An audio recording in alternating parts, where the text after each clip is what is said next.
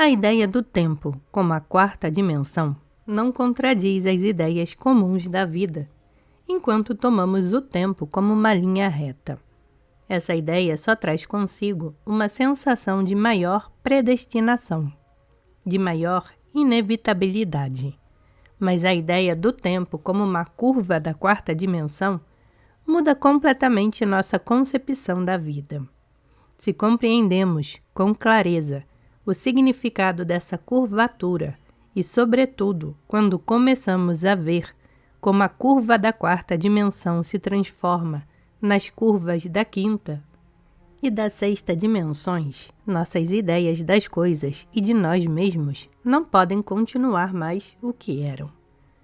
Como foi dito no capítulo anterior, de acordo com o esquema inicial das dimensões, no qual estas ainda são consideradas linhas retas, a quinta dimensão é uma linha perpendicular à da quarta e a intercepta, isto é, uma linha que atravessa cada momento do tempo, a linha da existência infinita de um momento. Mas como que se forma essa linha? De onde vem e o que resulta dela? Pode-se até certo ponto compreender isso, se consideramos a vida como uma série de vibrações ondulatórias. Como devíamos saber do estudo das vibrações ondulatórias no mundo dos fenômenos físicos, cada onda contém em si mesma um círculo completo, isto é, a matéria da onda se move numa curva completa, no mesmo lugar, e enquanto age a força que criou a onda. Devíamos saber também que cada onda consiste de pequenas ondas e, por sua vez, é um componente de uma onda maior.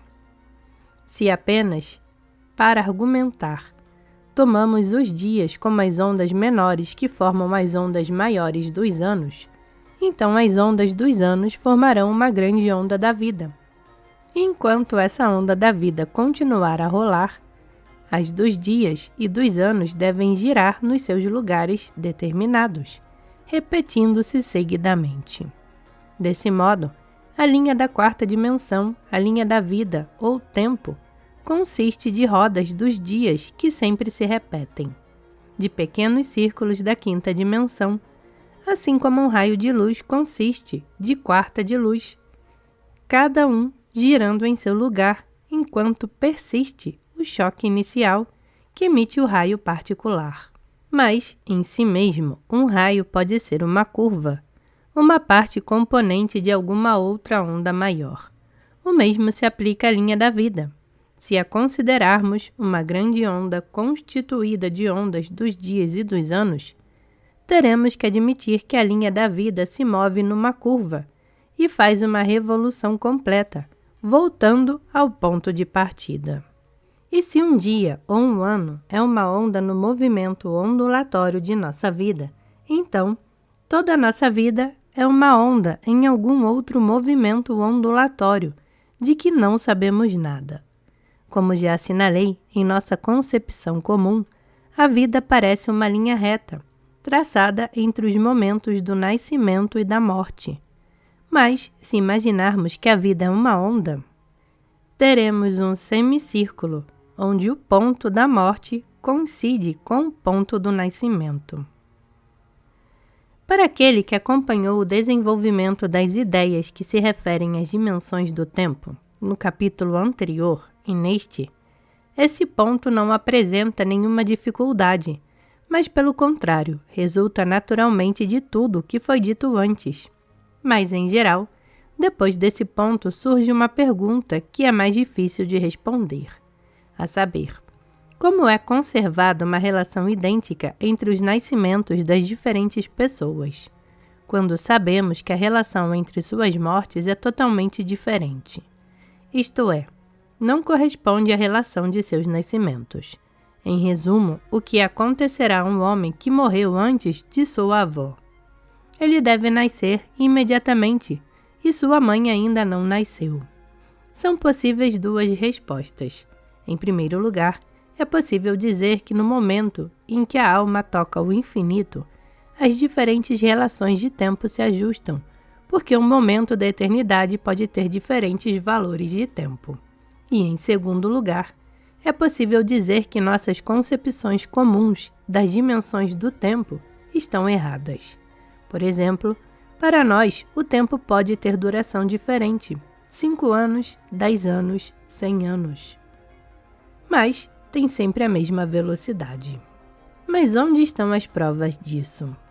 Por que não admitir que o tempo, em certos limites, por exemplo, em relação à vida humana, tem sempre a mesma duração, mas diferentes de velocidade? Uma não é mais arbitrária que a outra, mas com a admissão dessa possibilidade, a pergunta desaparece. Em meu livro, Tertum Organum, apresentei o traçado da figura da quarta dimensão, extraído de um livro de Van Manen. Essa figura consiste em 2 círculos, um dentro do outro.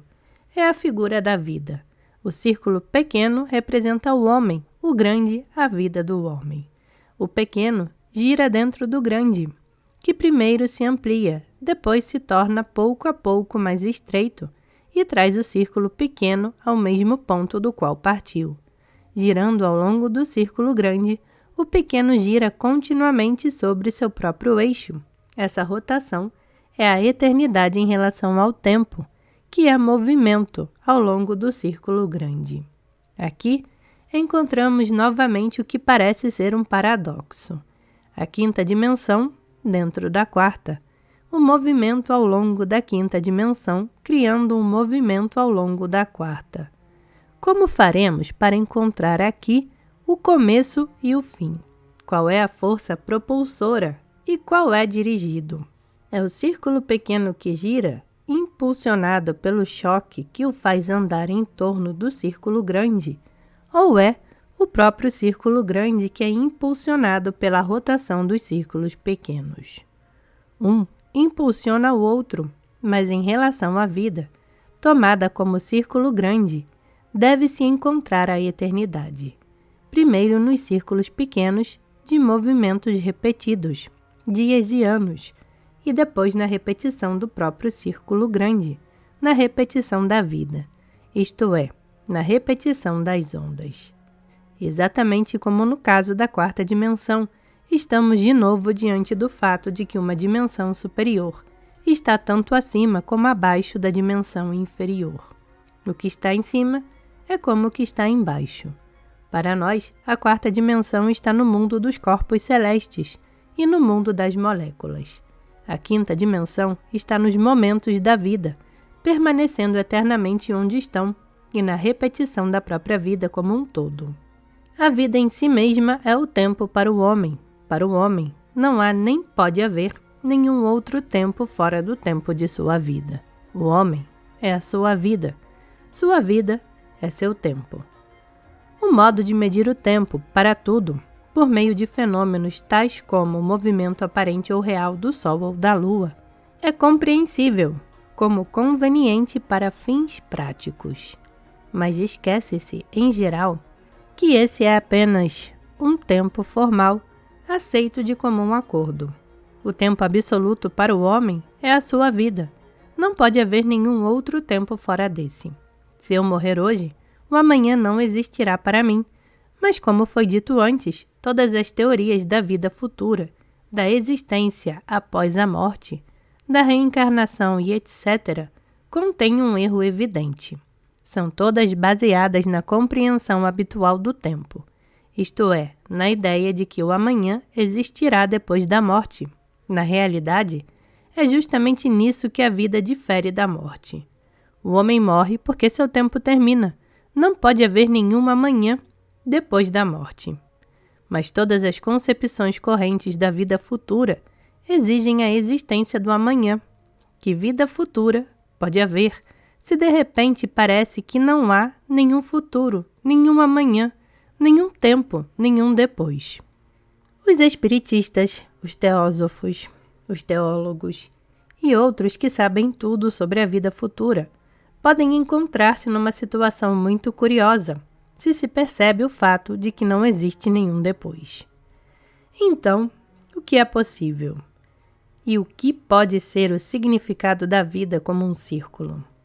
Eu assinalei no capítulo anterior que a curvatura real da linha do tempo implica a presença nele de ainda outra dimensão, a saber, a quinta dimensão ou eternidade.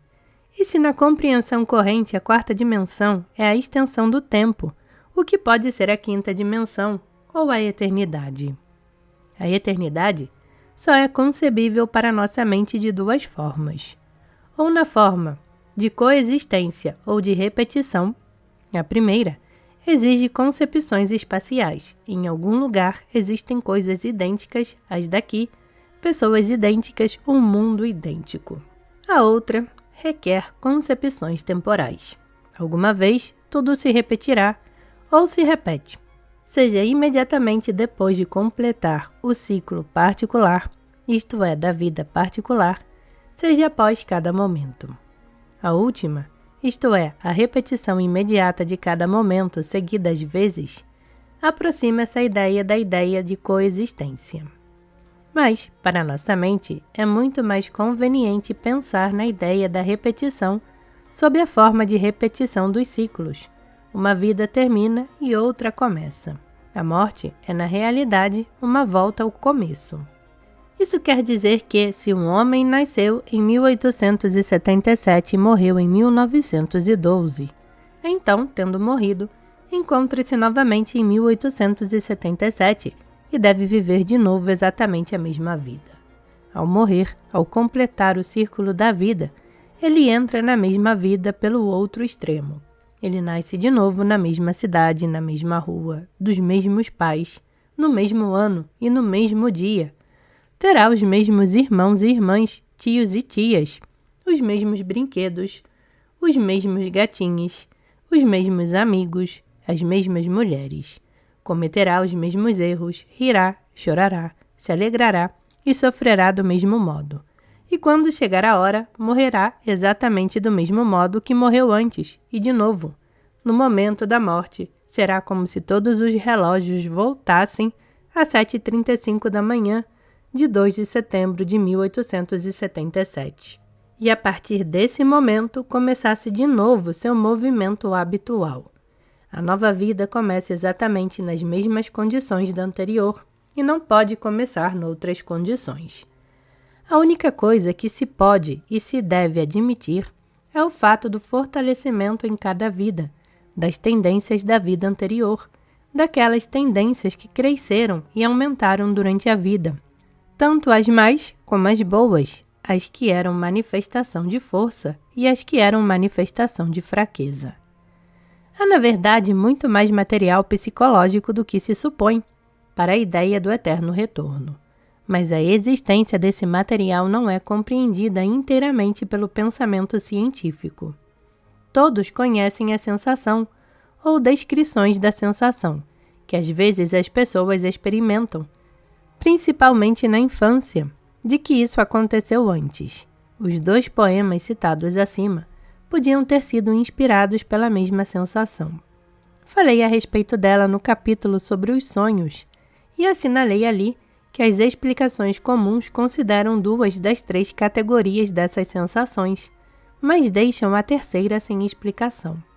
Essa terceira categoria se caracteriza pelo fato de que a sensação de que isso aconteceu antes, embora muito vívida e frequente na infância, desaparece na idade adulta.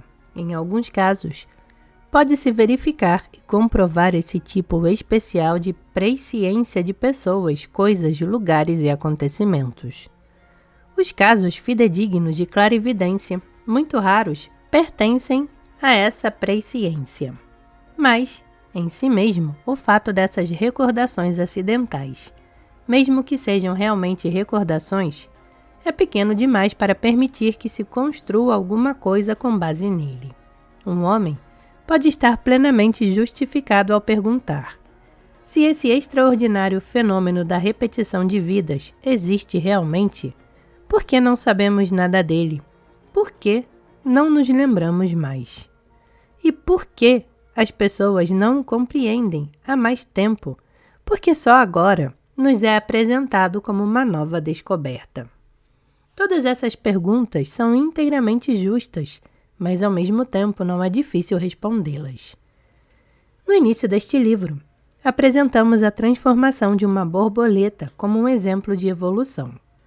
O que é para nós particularmente característico na transformação de uma borboleta, do ponto de vista em questão, é o fato de que, ao passar para um novo nível de transformação, a borboleta desaparece completamente do nível precedente, morre nele, deixa de existir nele, isto é, perde toda a relação com a existência anterior. Se uma borboleta vê e sabe mais, ela não pode dizer às lagartas nada a respeito disso. Ela já morreu como lagarta, desapareceu do mundo das lagartas. Algo semelhante deve acontecer às pessoas a quem são revelados os mistérios do tempo e da eternidade. As sabem e podem falar do que sabem, mas as pessoas não as ouvirão nem compreenderão. Por quê? As pessoas não chegaram há mais tempo à ideia do eterno retorno. Mas eles chegaram a essa ideia de fato há muito tempo. Eu mencionei a doutrina de Pitágoras, o budismo, as teorias da reencarnação e da transmigração das almas, que em suas formas modernas são realmente apenas uma distorção da ideia do eterno retorno. Muitas outras ideias da vida futura, várias alusões nos ensinamentos ocultos, por exemplo, a ideia muito estranha da possibilidade de mudar o passado, várias crenças populares, como o culto dos ancestrais. Tudo isso está relacionado com a ideia do retorno. É inteiramente claro que a ideia do retorno não pode ser popular em sua forma pura, porque parece absurda do ponto de vista da lógica comum, já que não há nada semelhante a ela no mundo das sensações tridimensionais ou no tempo, geralmente aceito. A ideia geral do tempo não deixa nenhum lugar para o retorno. Pelo contrário, de acordo com a sabedoria comum do mundo, nada retorna nunca. Desse modo, mesmo naqueles ensinamentos em que originalmente a ideia do retorno indubitavelmente existia em sua forma pura, como por exemplo no budismo, ela foi deturpada e adaptada à compreensão corrente do tempo. De acordo com as interpretações recentes de budistas cultos, um homem nasce numa nova vida no momento mesmo de sua morte. Mas isso é uma continuação no tempo. Os budistas rejeitaram a ideia absurda de um retorno ao passado, e sua roda das vidas segue o calendário. Desse modo, eles tiraram certamente toda a força da ideia, mas a tornaram aceitável pelas massas e passível de explicação e interpretação lógica. Ao falar da ideia do eterno retorno, é necessário compreender que ela não pode ser provada da maneira comum, isto é, pelos métodos correntes de observação e verificação. Nós só conhecemos uma única linha do tempo, aquela em que vivemos agora. Somos seres unidimensionais em relação ao tempo. Não temos qualquer conhecimento de linhas paralelas.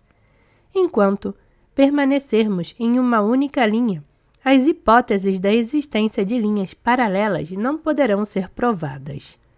No Tertium Organum, descrevi o que deve ser o universo de seres unidimensionais. Esses seres não conhecem nada além de sua própria linha.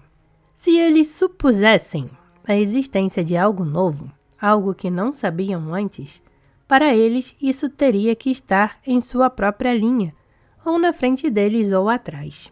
Nossa situação em relação ao tempo é exatamente a mesma.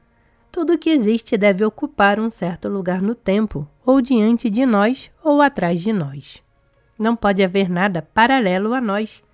Isso quer dizer que não podemos provar a existência de coisa alguma paralela, enquanto permanecermos na nossa linha.